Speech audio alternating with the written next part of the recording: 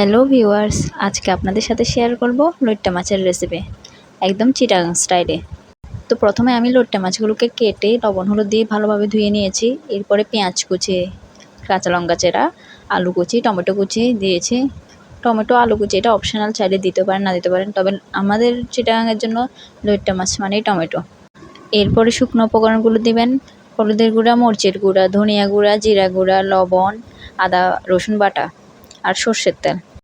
অবশ্য শুদ্ধ ভাষায় এটাকে লটিয়া মাছ বলে, আমরা তো লইট্টা মাছ বলি চিটাঙ্গারা। আচ্ছা, যাই হোক। তো ভালোভাবে ম্যারিনেট করে সর্ষে তেল দিয়ে এরপরে 3 থেকে 5 মিনিট এটা রেখে দিবেন। তো এরপরে কি করবেন, গরম তেলে, সর্ষের তেল লাগবে না, আর এটা সয়াবিন তেল দিলেই হবে।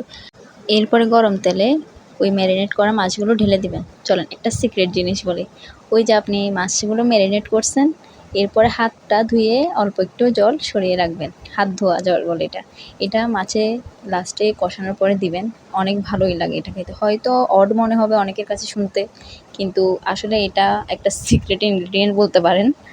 হ্যাঁ, যাই হোক। এরপরে আমি কষানোর পরে ভালোভাবে এরপরে জলটা দিয়ে দিয়েছি।